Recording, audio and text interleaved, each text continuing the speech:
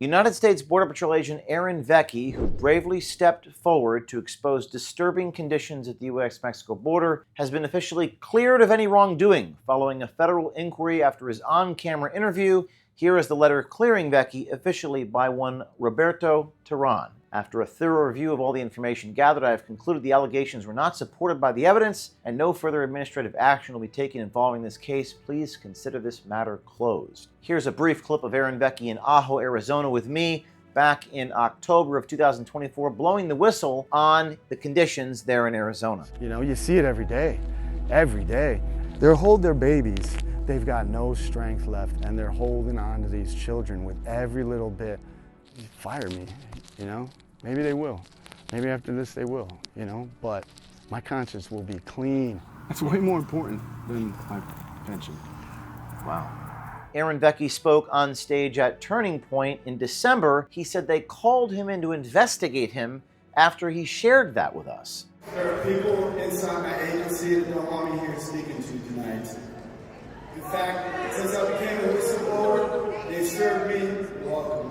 They've served me illegal gag orders. They've accused me of insubordination. And just 2 days ago, they called me in to investigate me for the interview I did with James O'Keefe a couple months ago. Aaron Veckey was inspired to come forward by Apothecar, who appeared in the film Line in the Sand at the end of the movie. Every single agent knows deep in his heart what's going on is wrong. Children getting trafficked every day. We don't take their biographical info. We sign those fucking files, man. That's blood on our hands. That's blood on your hands. And that's a joke, maybe, to you just keep collecting that check. But let me ask you this. If it was your mother, or your sister, or your aunt, how would you feel? The end of the film, we asked, would anybody follow in Zach's footsteps? Aaron did. And Aaron Veckey talked to me most recently about what he called the religion of apathy. So let's say you're a real go-getter. Yeah. And you're surrounded by, maybe on that particular shift, you've got 3 or 4 guys that just don't, they're subscribed to the dogma of apathy, and they don't care, and you're the only guy that does, It's like they've got this religious dogma where they feel like they're virtuous. They're almost enlightened by not caring. They're enlightened by not caring. And they try to spread this. They do. They go around, what the... You know how much easier your life would be if you didn't care? If you just took the paycheck, shut up, and stopped complaining, you would be so much better off. You don't understand what you're doing to yourself. It's just a job. It brings you down to their level of thought, and it makes them feel. It makes them feel better about what they're doing. Yeah, I think so.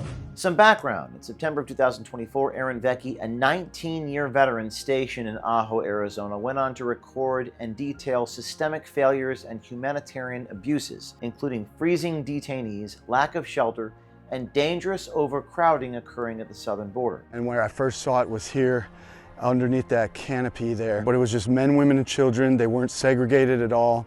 They were freezing. It was at least 40 degrees. You got 50 Muslims, 50 Sikhs, 50 Christians, 50 whatever, and they're fighting over shade, and they're going to have a mass casualty event inside our parking lot. He filed a formal report of government wrongdoing with the Office of Special Counsel, that's OSC for short, outlining multiple instances of gross mismanagement. Among the specific allegations were failure to provide basic care and other extreme and dangerous conditions. I said this to the patrol agent in charge. I told him it's going to be 115 degrees or 110 degrees easily by June. After my supervisor, he told me if I don't put people in there, if I don't continue to overcrowd this facility, I would be guilty of dereliction of duty.